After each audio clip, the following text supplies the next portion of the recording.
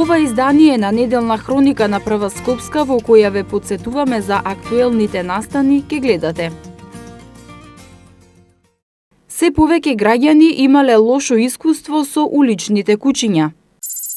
За една година во општина Бутел се реализирани над 50 проекти.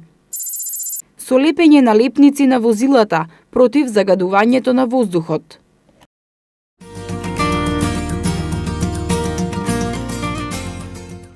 По 34-ти пат во основното училиште Крум Тоше во Трубарево се одржа традиционалниот квиз надпревар по противпожарна заштита за учениците од основните училишта. Квиз надпреварот се одржува во соработка со Противпожарниот сојуз, а воедно представува важен дел во развојот и ширењето на општата противпожарна култура меѓу младата популација, како и едукација за заштита од пожари, односно превентивни мерки и постапка во случај на пожар. Градоначалникот на општина Газибаба Борис Георгиевски ја истакна важноста на едукацијата од областа на противпожарната заштита уште од најрана возраст за навремен и адекватен пристап при реагирање во случај на пожари. Георгиевски додаде дека важноста од подигање на свеста на граѓаните за внимателно и правилно ракување со се што може да предизвика пожар е од големо значење. Најмладите преку практичниот дел на знаење ќе може да покажат колку се научени во справувањето со пожарот, би рекол и елементарните последици околу пожарот, а истовремено ние како општина имаме и други такви појави од поплави и од земјотреси. Елементарните непогоди навистина секој пат треба да ни дадат предизвик како треба да се справиме, како превентивно треба да делуваме и посебно сум горд затоа што најмладите се најспремни во оваквата ситуација каде што ќе треба да докажат колку на превентивен начин можат да делуваат, а и со тоа да ги намалат последиците. Оваа година на квизот се надпреваруваат 10 екипи од основните училишта во категорија на кадети и 4 средни и 2 основни училишта во категоријата јуниори.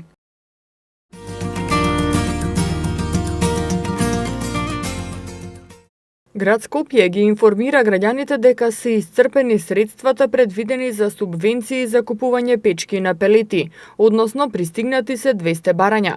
Со ова условот за завршување на јавниот повик е исполнет, а барањата на граѓаните за субвенции за купување печки на пелети, вработените во архивата на Град Скопје, нема да ги примаат.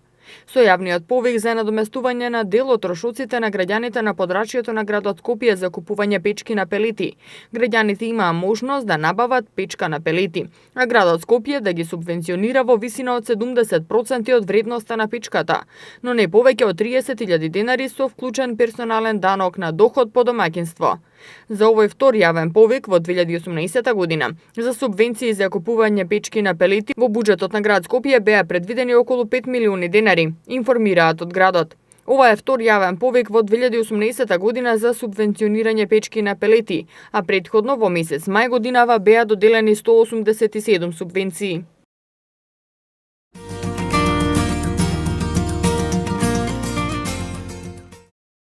Со воведувањето субвенција од Град Скопје за чистење оджаци, од 24 септември до денеска, согласно официјалните податоци на регистрираните оджачари, исчистени се вкупно 342 оджаци во главниот град. Споредено со истиот период лани, кога биле исчистени 233 оджаци, бројот на исчистени оджаци на територија на Град Скопје годинава е зголемен за 47%. Субвенциите за чистење оджаци се една од 27-те нови интервентни мерки со кои градската администрација годинава се справува со проблемот со загадувањето на амбиенталниот воздух. Град Скопје ова есен субвенционира 2000 домаќинства и други субјекти за чистење оджаци. Износот на субвенцијата е 1000 денари, независно од вредноста на услугата за чистење. За оваа намена во буџетот на градот се одвоени 2 милиона денари. Јавниот повик за субвенции на домаќинства и на други субјекти на подрачјето на Град Скопје за чистење оджаци е отворен до 22 ноември оваа година и се реализира по принципот прв дојден, прв услужен. Според градските власти, оваа мерка дава низ за краткорочни и долгорочни ефекти кои вклучуваат подобро согорување, што резултира со намалување на трошоците за затоплување, намалување на штетните отпадни гасови, заштита од пожари, заштита на животната средина и природата и друго. Најголемиот проблем во областа на заштитата на животната средина, со кој се соочува град Скопје, е нарушениот квалитет на амбиенталниот воздух во градот.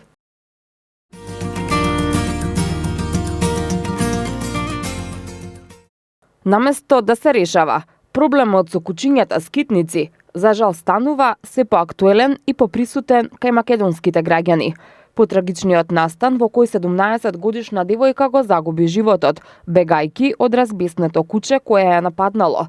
Јавноста е се помалку толерантна кон уличните кучиња, но и кон градските власти, кои не превземаат речиси ништо за решавање на овој проблем.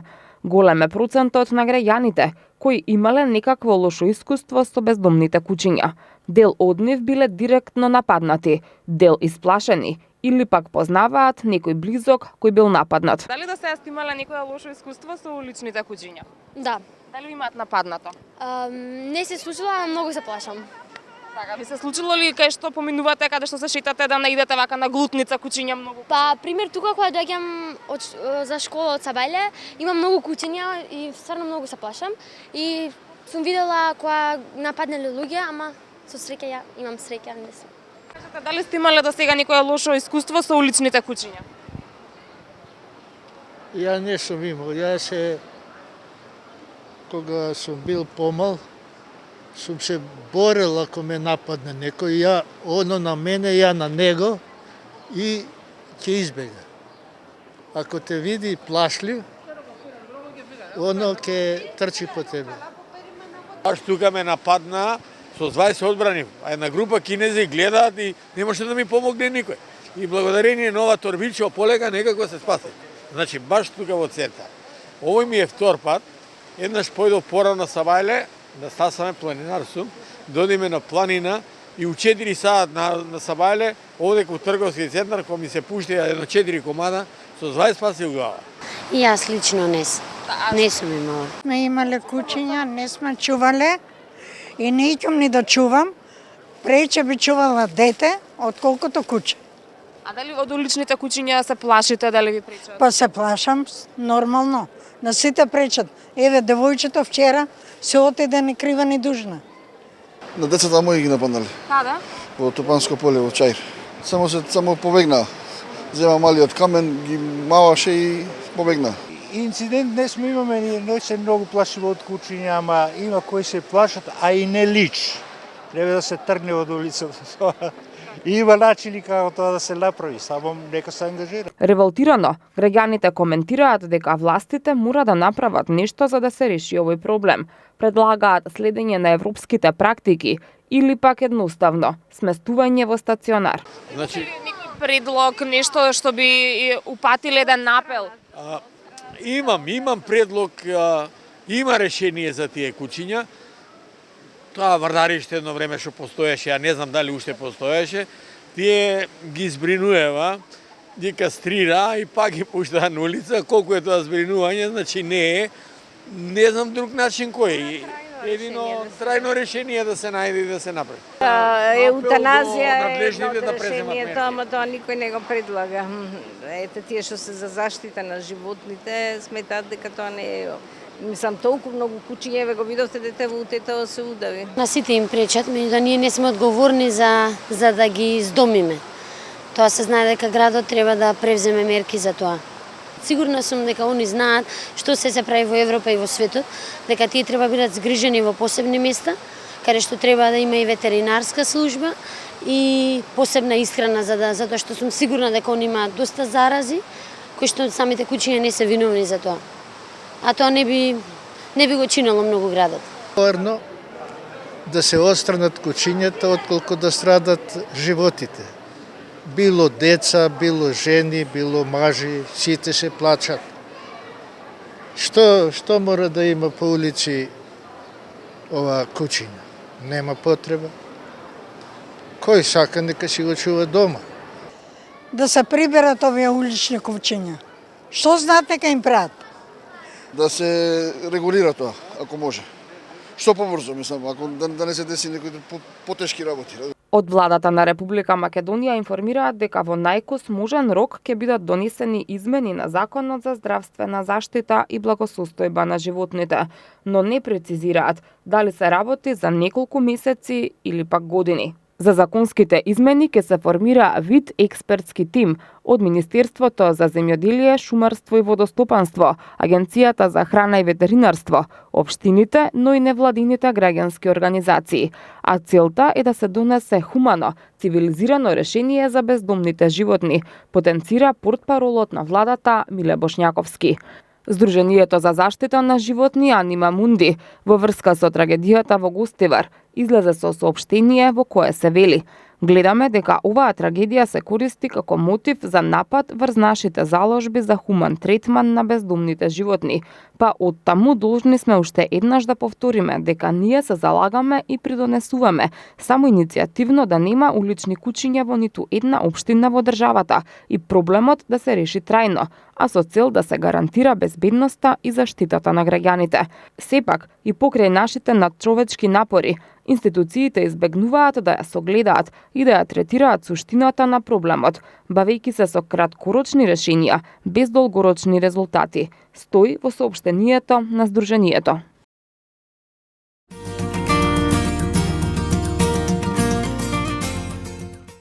Општина Бутел почна со активностите за реализација на проектот од програмата за општо корисна работа, кој финансиски е поддржан од UNDP, а е во соработка со Министерството за труд и социјална политика и Центарот за вработување. Како што информираат од општина Бутел, оваа програма првпат се реализира во општината, а во неа се ангажираат 14 невработени лица во социјалната и образовната сфера, од кои 3 образовни асистенти и 11 лични асистенти, кои ќе се грижат за 14 деца од училишната возраст со посебни потреби, за да им пружат помош во образовниот процес. Лицата ќе бидат ангажирани до крајот на учебната година, а за својот ангажман ќе добиваат соодветен надомест, информираат од Бутел.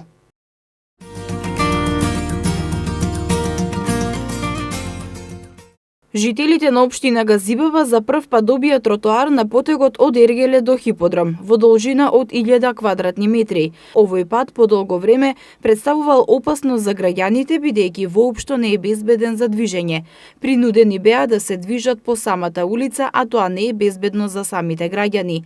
Откако е изграден тротоарот, граѓаните можат безбедно да се движат, извршувајќи ги нивните обврски. Како што велат од Газибаба, за реализација на градежните активности, општина Газибаба од буџетот издвои 2 милиона денари. Исто така, нов тротоар добија и жителите од населеното место Трубарево, кај училиштето Крумтошев, што е од огромно значење, особено за безбедноста на учениците кои се движат кон училиштето. Општина Газибаба со реализација на овие проекти придонесува за поголема безбедност на сите жители, особено за безбедноста на децата.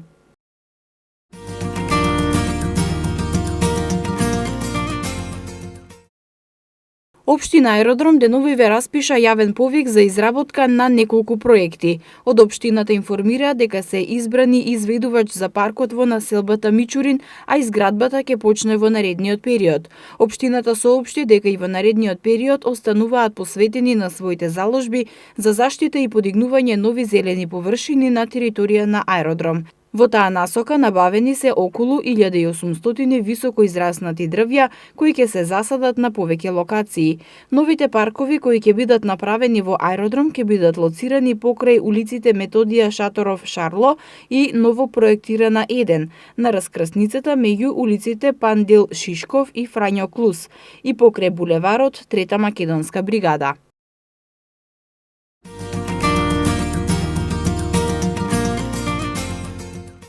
Во Скопје во текот на една грејна сезона се користат големи количества за огревно дрво. Шумската површина се сече во другите делови на земјата за жителите на главниот град и на регионот околу него да се затоплат во само една година.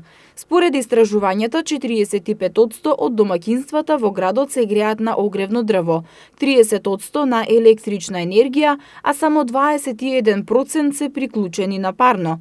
Овие податоци покажуваат дека поголемиот дел од граѓаните користат дрва за огрев, а познато е дека греењето најмногу придонесува за загадување на воздухот, а Скопје представува еден од најзагадените градови во државата, па и пошироко. Исто така, загадувањето не доаѓа само од греењето на дрва, голем придонес во загадувањето на воздухот има и палењето на пластика, лакирани материјали, јоргани, облека и друго ѓубре. Затоа, надлежните спроведуваат инспекциски контроли кои треба да спречат користење на овие материјали за греење. Инспекторатот на град Скопје секојдневно е на терен да врши контроли за спречување на нови загадувачи.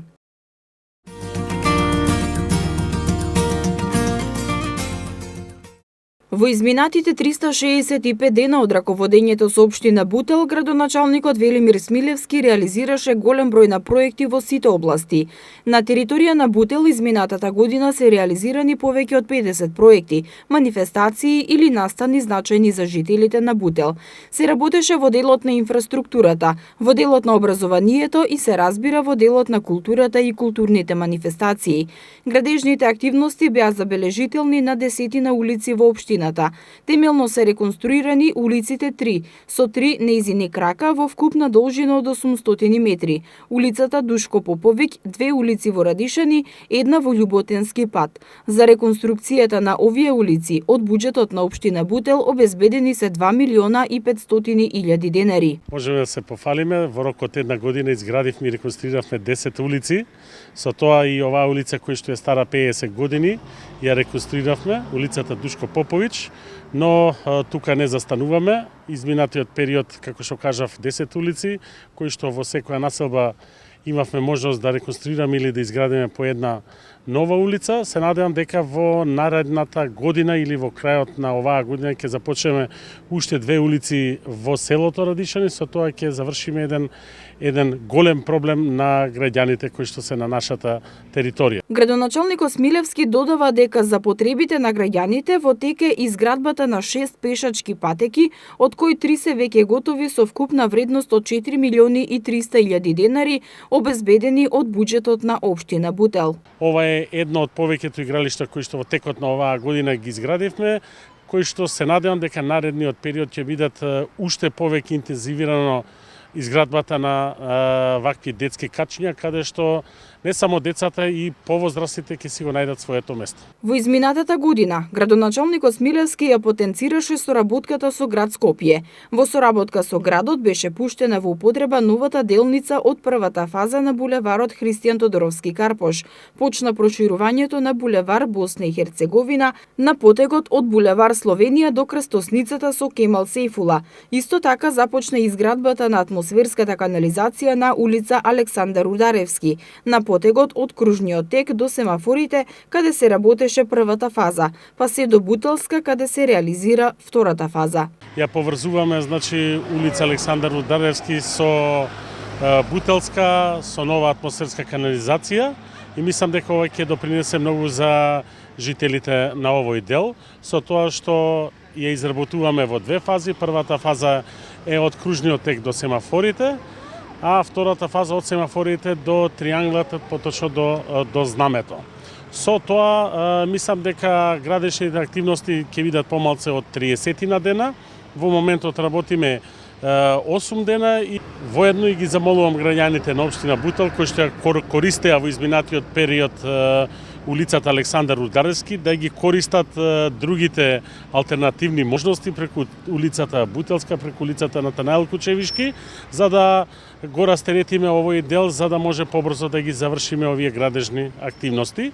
Градоначалникот Смилевски потенцираше дека се работеше и на уличното осветлување во општината, со цел нормално и безбедно да функционира и во ноќните часови. На повеќе локации поставени се неколку десетици нови електрични столбови и канделабри, а обновени се и светилките во дворовите на сите основни училишта и градинките. Поставивме нови канделабри, сменети се стари 34 канделабри кои што е и поставена цела нова електрична инсталација затоа што во изминатиот период имавме доста проблеми и дефекти. Се надевам дека ова е стартот на промена на старите канделабри кои што се од 67 и 69 година, со тоа како што обеќавме Бутел ќе го осветлиме, ќе биде убав. Во текот на изминатата година се даде акценти на чистењето во општината, каде покрај тековното одржување се реализираа и 2 есенски и 1 пролетна акција за темелно чистење на општината. Исто така се уште е актуелна и долгорочната акција за собирање на електронски отпад. Во делот на образованието, сите училишта и градинки подготвено ја дочекаа учебната година. Во детските градинки имаше и поголеми градежни зафати. Станува збор за седиштето на детската градинка 11 октомври и клонот Ташко Караджа во Радишани, во кој темелно беше реновиран одделот за јасли.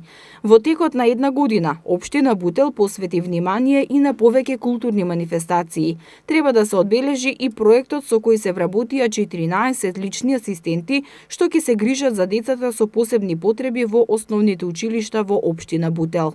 Направивме се она што можевме во текот на првата година.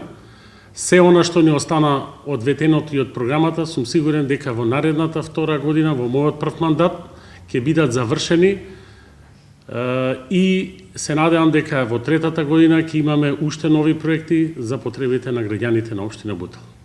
Од сите овие реализирани проекти во текот на една година, може да се заклучи дека општина Бутел активно работи на обезбедување подобри услови за живење за сите жители во општината.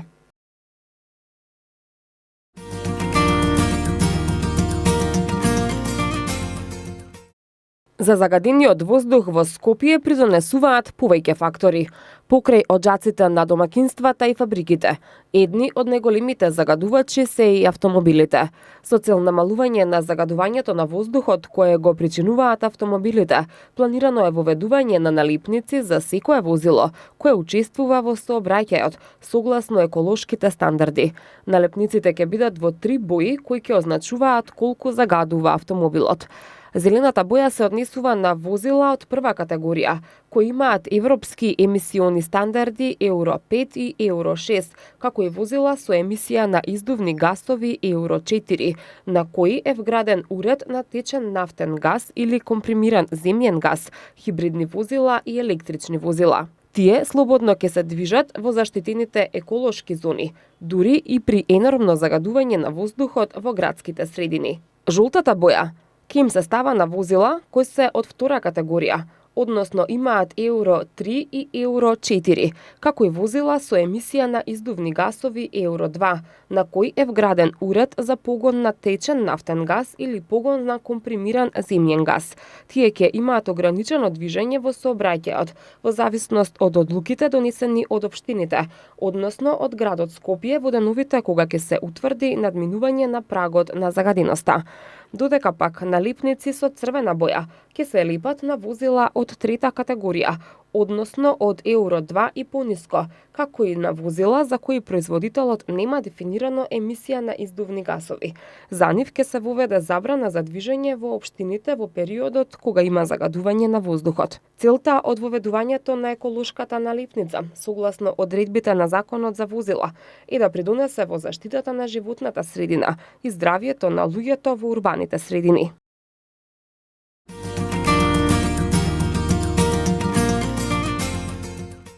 Детскиот културен центар Карпош и оваа година традиционално ја организира манифестацијата посветена на предучилишните установи, а во чест на градот Скопје, насловена "Го градам мојот град" 2018.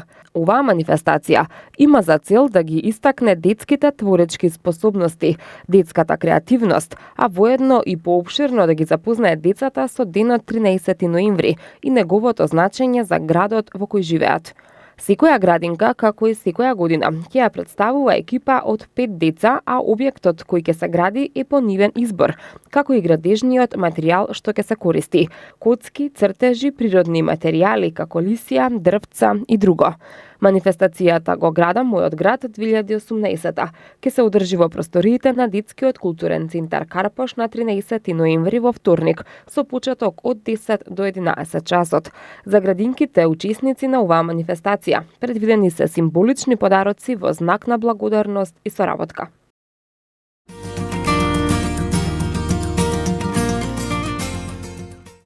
Децата од населеното место Чифлик во општина Петровец од денеска ќе можат слободното време да го поминат забавувајќи се на новоизградениот детски забавен парк, кој се наоѓа во состав на подрачното основно училиште Братство единство.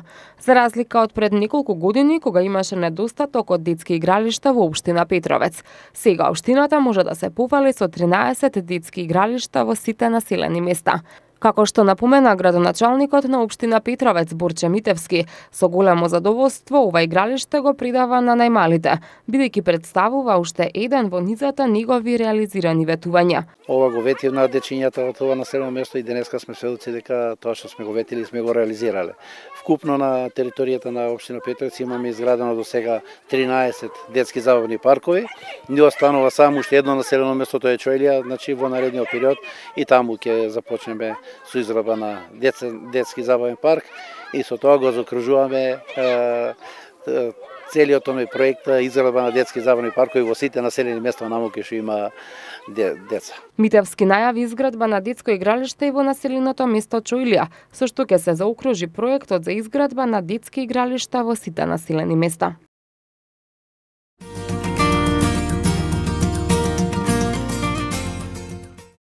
Веќе е добро познато дека загадениот воздух штетно влијае врз здравјето на човекот.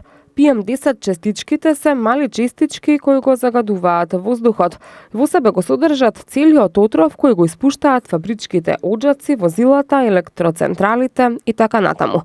Тоа што се толку мали, има возможува да пробијат секаде во човечкото тело, а најопасно е кога ќе навлезат во белите дробови.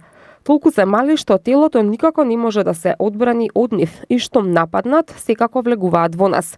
Не им е проблем да стигнат и во најдлабоките делови на белите дробови. Со самото дишење на PM10 честичките, кои во неколку наши градови ги има и по 5 пати над дозволените количини, сте поблиску до астма, хроничен бронхитис, намалена функција на белите дробови, проблем во обидот да земете здив, а значително се зголемени и ризиците од срцев удар или рак. Најмногу на удар се децата кои страдаат поради тоа што нивните бели дробови се уште се развиваат и им е потребен повеќе воздух отколку на возрасен човек. Кога кревкиот детски организам е изложен на PM10 честичките, кај него почесто се појавуваат детски болести и што е најстрашно, белите дробови може да не се развијат како што би можеле кога воздухот би бил чист. Ваквиот воздух им ја намалува нивната функција, уште додека се мали, и потоа е доцна за подобрување на ситуацијата. Со тоа расте и ризикот за заболување од астма. Покрај овие болести, научниците потврдуваат дека изложеноста на одреден вид загаден воздух во раното детство може значително да го зголеми ризикот од развој на симптоми поврзани со нарушување од аутистичен спектар. Се наведува во новото истражување на научници од Универзитетот Монаш, објавено во Science Alert. Одредени студии претходно укажуваа на можно влијание на загадениот воздух на неродените деца, но научниците од Монаш забележале дека постои континуиран ризик на развој на нарушување од аутистичен спектар во првите неколку години од животот на детето, доколку тоа живее на подрачје со голем степен на загаденост. Истражувањето во Шангај го спроведува експерти по јавно здравје, кои го наблюдувале влијанието на загадениот воздух по здравјето на околу 1500 деца.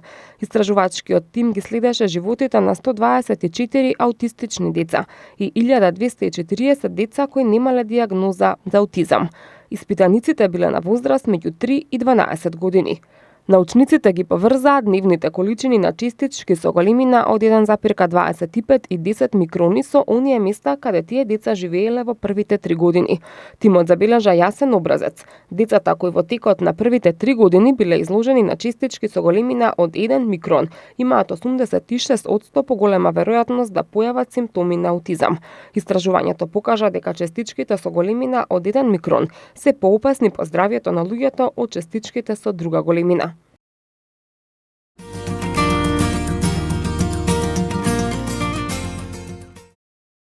Министерството за труд и социјална политика денеска соопшти дека ќе се менува законот за заштита на децата. Со измените не се укинува надоместокот за трето дете, туку се унапредува во право на користење на надоместок за прво, второ и трето дете.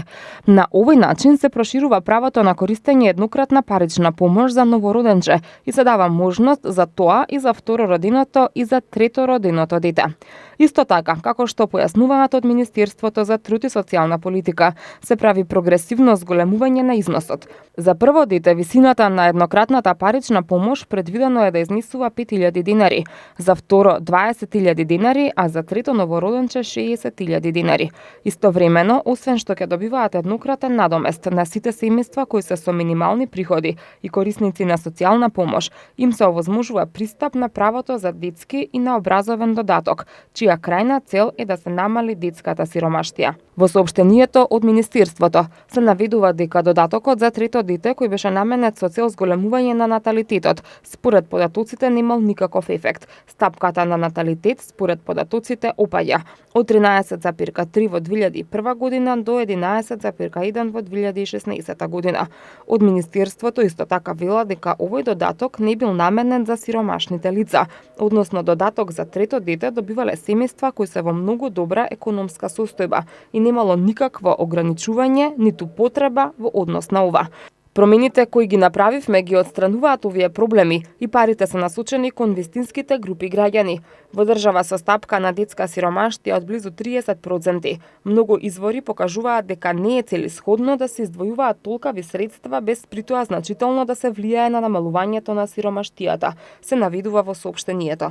Како што се додава, стекнатото право на родителски додаток за трето и четврто дете ќе продолжи да се остварува.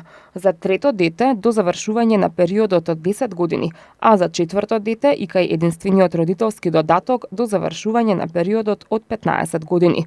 Промените се однесуваат на новите корисници, истакнува ресорното министерство и дополнува дека правото на родителски додаток за трето дете ќе може да се остварува и понатаму, во периодот од 10 месеци почнувајќи од денот на влегување во сила на овој закон. За исплата на родителскиот додаток во 2017 година биле потрошени 2.643.706 денари.